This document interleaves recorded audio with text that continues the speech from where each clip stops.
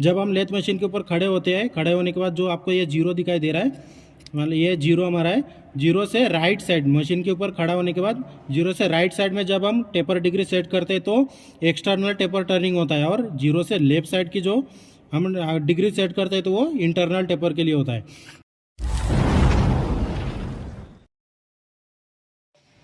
Hello everyone, आप सबका स्वागत है मेरे यूट्यूब चैनल इलर्न आईटीआई में। आज का जो हमारा प्रैक्टिकल वीडियो है कि लेथ मशीन में टेपर किस तरह से टेपर टर्निंग किया जाता है, एक्सटर्नल टेपर।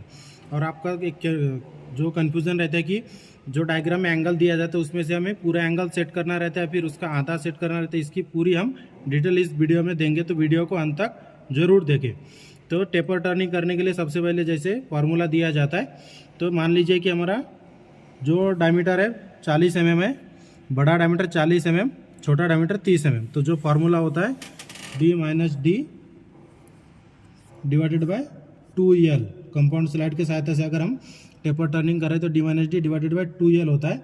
तो इस फार्मूला के सहायता से हमें टेपर एंगल किस तरह से निकाला जाता है। और एक बात ध्यान में रखें कि जो टेपर एंगल हम निकाल रहे हैं तो विदाउट लॉकटेबल से किस तरह से टेपर एंगल निकाला जाता है, इसका भी वीडियो मेरे चैनल पे अलग से, इसका भी डिस्क्रिप्शन में आपको लिंक मिल जाएगा, वहाँ से डायरेक्टली आप चेक कर सकते हैं कि विदाउट लॉकटेबल से किस तरह से एंगल निकाला जाता है।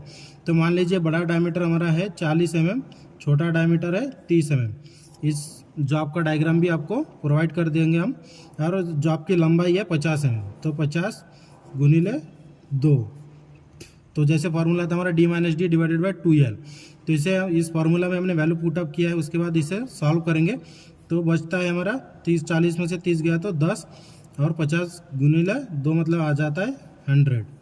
और इसका जब हम ये डिवाइडेशन करते हैं तो इसका आंसर आ जाता है 0.1। तो ये यहाँ तक तो सबको कैलकुलेशन आता है। इसके बाद लॉक टेबल देखने की ज़रूरत होती है, तो लॉक टेबल बिना लॉक टेबल के यूज़ किए किस तरह से एंगल निकाला जाता है ये हम आपको इस वीडियो की लिंक आपको डिस्क्रिप्शन में दे देंगे कि किस तरह से विदाउट लॉक टेबल एंगल निकाला जाता है इसके। तो इसका जो एंगल आता है हमारा, तो जो हमने कैलकुलेशन आपको बताया कि जिस जॉब के ऊपर हम टेपर टर्निंग करने वाले हैं तो उसका एंगल आ जाता है 5 डिग्री 7 मिनट आता है, मतलब 5.5 डिग्री मान लीजिए, क्योंकि 7 मिनट लगता नहीं इसमें, 5.5 मिनट हम लगा सकते हैं, 5.5 डिग्री। तो ये हमारा डिग्री आ जाता है। तो इस डिग्री को जैसे हमारा इसका ये हमारा हाफ इंक्लूडेड एंगल है। हाफ इंक्लूडेड एंगल मतलब ध्यान में रखिए इसका टोटल एंगल है 11.5, मतलब 11.5। तो इसका आधा में सेट करना है। जो भी डायग्राम में एंगल दिया जाता है ध्यान में रखें, सबसे पहले टोटल एंगल दिया है कि हाफ इंक्लूडेड एंगल दिया है। अगर हाफ इंक्लूडेड एंगल दिया है मान लीजिए कि 5.7, तो इतना ही डायरेक्टली हमें कंपाउंड स्लाइड में सेट करना है। अगर टोटल इंक्लूडेड एंगल दिया गया, जैसे मान लीजिए कि इसका टोटल एंगल आता है 11.5 आता है, अगर टोटल एंगल इतना दिया गया है 11.5, तो उसका आधा हमें सेट करना होता है। क्योंकि जब लेथ मशीन के ऊपर हम कोई भी जॉब को टर्निंग या फिर कोई भी ऑपरेशन करते हैं तो जब हम एक साइड से कट लगाते हैं तो दूसरे साइड से भी कट होता है, मतलब राउंड ये जॉब घूमता है तो इसका दोनों तरफ से माइनस होता है। इसलिए जो अगर इंक्लूडेड एंगल दिया गया है तो उसका हाफ सेट करना है। अगर हाफ इंक्लूडेड एंगल दिया है, क्वेश्चन में मेंशन रहता है, अगर हाफ इंक्लूडेड दिया जाता है तो एंगल, तो उसे डायरेक्टली हमें सेट करना है। तो हमारा जो एंगल आया था 5.7, तो उसे सेट करना है। तो जैसे हमने बड़ा डायमीटर रखा है 40, यहाँ पर आप देख सकते हैं इसका जो साइज 40 mm है, आपके सामने ही हम बनाने वाले। और इसका टेपर टर्निंग करने के बाद छोटा डायमीटर बनने वाला है 30 mm, और टेपर की लंबाई होगी 50 mm। जैसे हमारा जो एंगल निकला था 5.7, तो यहाँ पर आप देख सकते हैं 0। उसके बाद इंपॉर्टेंट होता है कि हमें टेपर कौन से साइड में सेट करना है, क्योंकि इसके दोनों तरफ में एंगल दिया जाता है। देख सकते हैं 0 के बाद इस साइड में राइट साइड में भी 10 दिखाई दे रहा है, लेफ्ट साइड में भी 10, मतलब ये दोनों तरफ का टेपर जो एंगल होता है, एक एक्सटर्नल टेपर के लिए, एक इंटरनल टेपर के लिए। जब हम लेथ मशीन के ऊपर खड़े होते हैं, खड़े होने के बाद जो आपको ये 0 दिखाई दे रहा है, मतलब ये 0 हमारा है, 0 से राइट साइड मशीन के ऊपर खड़ा होने के बाद 0 से राइट साइड में जब हम टेपर डिग्री सेट करते हैं तो एक्सटर्नल टेपर टर्निंग होता है, और 0 से लेफ्ट साइड की जो हम डिग्री सेट करते हैं तो वो इंटरनल टेपर के लिए होता है। तो हमारा जो एंगल निकला था 5.7, तो हम सबसे पहले सेट कर लेते हैं इसके ऊपर। ये तो आपको 0 दिखाई दे रहा है, ये जो हमारा है क्रॉस स्लाइड ऊपर वाला, इसे इसका जो रेशा आपको दिखाई दे रहा है, इसे 0 पर ये 0 है। इसके बाद हमें 5 डिग्री सेट करना है इस तरह से। यहाँ पर आप देख सकते हैं ये जो 5 वाला रेशा है इससे हल्का हमने प्लस में रखा है, 6 से माइनस में रखा है। इस तरह से डिग्री सेट करने के बाद जो हमारा ये नट दोनों तरफ का होता है क्रॉस स्लाइड का, क्रॉस स्लाइड के ऊपर जो हमारा ये कंपाउंड स्लाइड है इसको जो हमने एंगल सेट किया इसके बाद सेट करने के बाद दोनों नट को इस तरह से टाइट कर देना है। जब हम एंगल सेट कर लेते हैं तो टूल का एंगल चेंज हो जाता है, तो हमें टूल का एंगल 90 डिग्री में ही रखना है। टेपर टर्निंग करते समय इस तरह से 90 डिग्री में सेट कर लेना है। इसके बाद 90 डिग्री में सेट करने के बाद अगर आपको लंबाई की मार्किंग करना है तो लंबाई की भी मार्किंग कर सकते हैं। जैसे हमने जो आपका टेपर की लंबाई रखा है 50 mm, तो 50 mm की मार्किंग भी कर सकते हैं, मतलब वहाँ तक ही जाने वाला है। उसके बाद जो लंबाई अगर बन जाता है तो उसका स्मॉल डायमीटर भी बन जाता है। मान लीजिए अगर टेपर टर्निंग करते समय अगर टूल हमारे यहाँ तक आ जाता है तो इसका छोटा वाला जो डायमीटर हमने 30 mm रखा है वो भी हो जाता है। अगर नहीं होता है तो मतलब उसका मीनिंग होता है एंगल हमारा सही तरीके से सेट नहीं हुआ है। स्टार्ट करते हैं हम टेपर टर्निंग का। और टेपर टर्निंग करते समय कंपाउंड स्लाइड का ही उपयोग करना है इसके सहायता से। ये जो आपको पार्ट दिखाई दे रहा है कंपाउंड स्लाइड, हम कंपाउंड स्लाइड के सहायता से ही टेपर टर्निंग करेंगे। क्रॉस स्लाइड को चलाना नहीं है, क्रॉस स्लाइड को चलाएंगे तो स्टेप टर्निंग बन जाता है। इस तरह से कंपाउंड स्लाइड के सहायता से हमें टेपर टर्निंग करना है। मशीन को ऑन करके डेप्थ ऑफ कट हमें क्रॉस स्लाइड के सहायता से देना है। कैरेज का उपयोग हमें बिल्कुल नहीं करना है।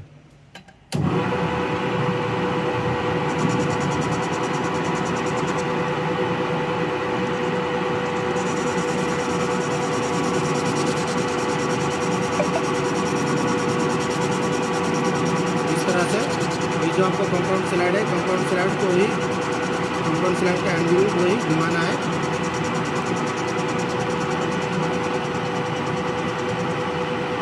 तरह से जब हम टेपर टर्निंग करते हैं तो कट निकल जाता है। उसके बाद उसी पोजीशन में हमें जैसे क्रॉस स्लाइड को बिल्कुल भी हिलाना नहीं है, कंपाउंड स्लाइड को रिटर्न लाना है। कंपाउंड स्लाइड को रिटर्न लाने के बाद फिर से डेप्थ ऑफ कट हमें क्रॉस स्लाइड के सहायता से ही देना है। 1 mm तक डेप्थ ऑफ कट दे सकते हैं।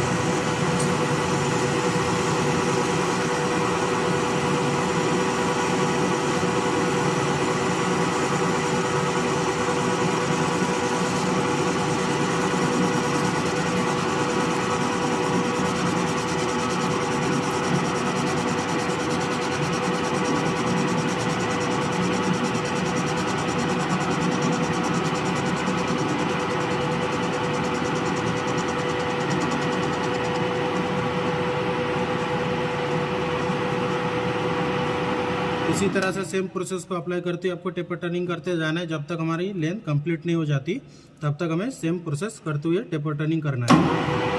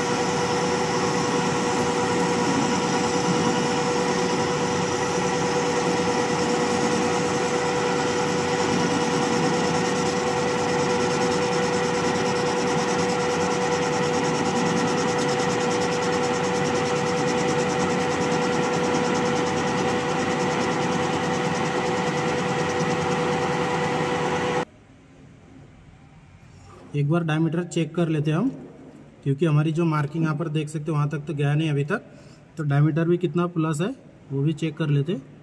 तो डायमीटर हमारा फाइनल डायमीटर बनने वाला है 30 mm। तो यहाँ पर आप देख सकते हैं 32.7 mm है। और जो टेपर अभी तक जो हमने कट हुआ है, टेपर की टोटल लंबाई है 49 mm। सेम प्रोसेस को अप्लाई करते हुए हमें टेपर टर्निंग कंप्लीट करना है।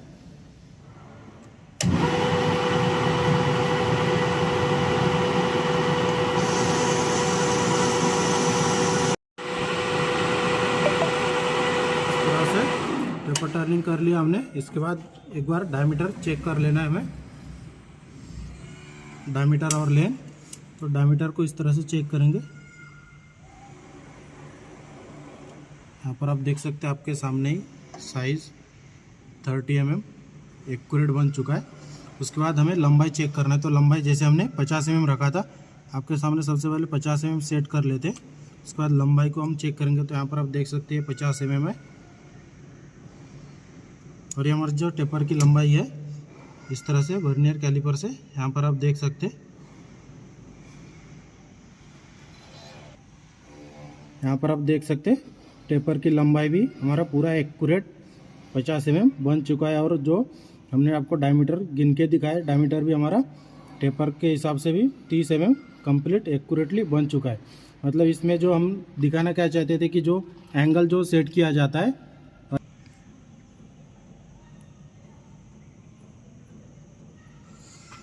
तो हमें दिखाना क्या चाहते थे कि टेपर टर्निंग करके कि एंगल कौन सा हमें सेट करना होता है जो जॉब में दिया जाता है। अगर इंक्लूडेड एंगल दिया जाता है तो उसका आधा सेट करना है। हाफ इंक्लूडेड एंगल अगर दिया जाता है तो डायरेक्टली मेंशन होता है जॉब के ऊपर कि हाफ इंक्लूडेड एंगल है करके, तो जितना दिया जाता है हाफ इंक्लूडेड एंगल उतना ही सेट करना है। उसके बाद डिग्री एक्यूरेटली सेट करना है, डिग्री कौन से साइड में सेट करना है इसके बारे में हमने बात किया है। उसके बाद टेपर टर्निंग करने के बाद जो हमने लंबाई मार्किंग किया था, मार्किंग भी कर सकते हैं कि वहाँ तक ही जाना चाहिए। वहाँ तक जाने के बाद टूल एक बार डायमीटर को चेक कर लेना है। तो जैसे हमने मार्किंग जो किया था, मार्किंग तक कटिंग टूल जाने के बाद आपको डायमीटर चेक करके और लंबाई भी चेक करके दिखाया कि टेपर जो हमने सेट किया था, जो डायमीटर 40 mm बड़ा डायमीटर, छोटा डायमीटर 30 mm, टेपर की लंबाई 50 mm, और पूरा हमारा प्रॉपर तरीके से बन चुका है एकदम एक्यूरेटली 0-0 पे। इस तरह से आज का जो हमारा वीडियो था टेपर टर्निंग किस तरह से किया जाता है, इसके बारे में हमने आपको पूरा स्टेप बाय स्टेप जानकारी दिया है। और वीडियो अच्छी लगे तो हमारे चैनल को सब्सक्राइब करें, शेयर करें और लाइक करना ना भूलें।